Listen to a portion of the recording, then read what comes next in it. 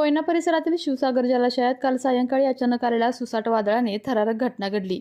सायंकाळी 5:30च्या सुमारास निसर्ग सौंदर्याचा आनंद घेण्यासाठी आलेल्या पर्यटकांची स्पीडबोट जोरदार वाऱ्यामुळे पलटी झाली। या दुर्घटनेत 2 पर्यटक सुदैवाने बचावले, मात्र बोट चालक रुपेश तांबे याचा दुर्दैवी मृत्यू झाला आहे। मिळालेल्या माहितीनुसार पर्यटक जलाशयात बोटीचा आनंद घेत असताना अचानक हवामानात मोठा बदल झाला आणि प्रचंड वेगाने वादळ सुरू झाले। जोरदार वाऱ्यामुळे स्पीडबोट नियंत्रणाबाहेर जाऊन पलटी झाली। पर्यटकांनी लाईव्ह जॅकेट घातले असल्यामुळे त्यांचा जीव वाचला।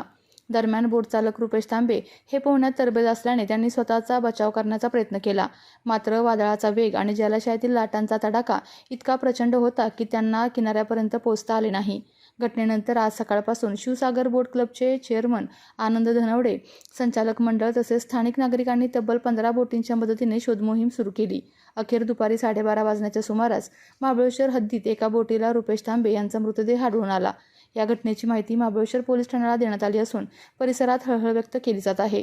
अचानक आलेल्या वादळी वाऱ्यामुळे घडलेल्या या दुर्घटनेने कोयना परिसरात शोककळा पसरली आहे।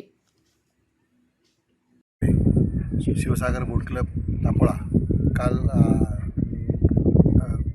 पर्यटक घेऊन जाणारे आमची एक बोट अचानक वादळाच्या तडाख्यात सापडली आणि एवढ्या सुसाट्याचा वारा जोरदार होता की बोट थोडी पलटली, पण बोट फ्लट होऊन तशीच वर राहिल्यामुळं आमचा ड्रायव्हर होता तो पोहत होता आणि लाटांचा मारा एवढा जास्त असल्यामुळं त्याला श्वास घेण्यास तकलीफ झाली।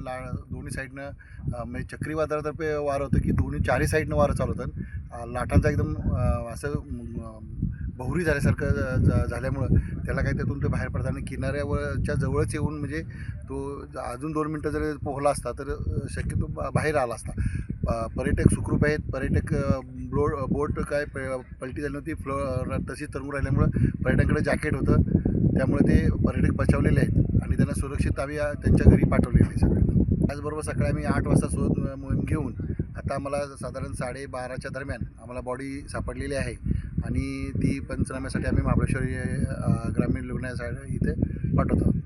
आपल्या तालुक्यातील जिल्ह्यातील बातम्या सर्वप्रथम पाहण्यासाठी आजच सातारा न्यूजला YouTube चॅनलवर सबस्क्राईब करा, लाईक करा, शेअर करा आणि बेल आयकॉन प्रेस करायला विसरू नका।